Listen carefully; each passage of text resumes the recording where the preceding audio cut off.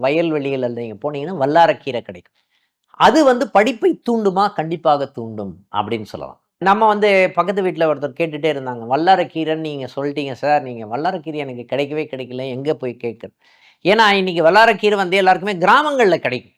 ஆனா நகரங்கள்ல வந்து கிடைக்கிறது ரொம்ப கஷ்டமாக இருக்கும். ஒண்ணும் இல்ல. நீங்க பக்கத்துல கீரைலாம் விக்கிறாங்க இல்லையா? அவங்க கிட்ட சொன்னீங்கன்னா, முன்னாடியே நம்ம சொன்னோம்னு வச்சுக்கோங்களேன், அவங்க ரெடியா அதுக்காகவே போகும்போது வாங்கின்னு வந்து வச்சுப்பாங்க. அத வந்து யூஸ் பண்ணட்டோம்னா, ரெகுலரா யூஸ் பண்ணோம்னா.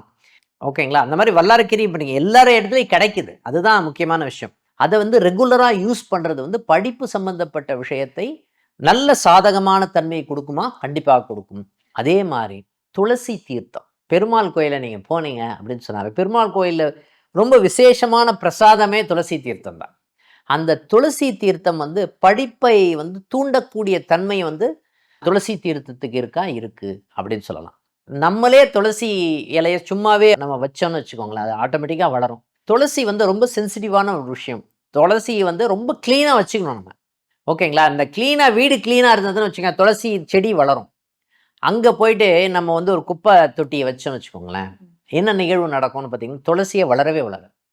பெண்கள் வந்து மென்சுரேஷன் அந்த மாரி டைம்ல இருக்கும்போது, அது பக்கத்துல போனாவே அது வாடிடும். இதெல்லாம் வந்து ரிஃப்ளெக்ட் பண்ணும் துளசி. அந்த அளவுக்கு சென்சிட்டிவான ஒரு செடி எது அப்படின்னு பார்த்தீங்கன்னா, துளசி.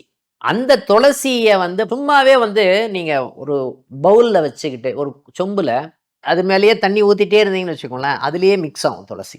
அத வந்து ரெகுலரா அத எடுத்துக்கிட்டே வந்தீங்கன்னா, ஆட்டோமேட்டிக்கா வந்து படிப்பு சம்மந்தப்பட்ட விஷயங்கள் சாதகமாக வரக்கூடிய தன்மை இருக்கும்னு சொல்லலாம். ரொம்ப சிறப்பா இருந்தது. சரி, இப்ப துளசி அப்படிங்கிறதுனால அதே சார்ந்தே கேட்கிறேன். இப்ப துளசி செடி அப்படிங்கிறதுக்கான ஒரு வழிபாட்டு முறை அப்படிங்கிறது இருக்கா? அது துளசி செடிங்கிறது இந்த இடத்துல தான் இருக்கணும், இந்த திசையை நோக்கி தான் இருக்கணும். இப்படி இருந்தா தான் அந்த மகாலட்சுமி அம்சம் அப்படிங்கிற மாதிரிலாம் ஒரு இது விஷயங்கள் இருக்கு. அது எந்த அளவுக்கு உண்மை? என்ன மாதிரி வழிபாடு? கண்டிப்பாம்மா.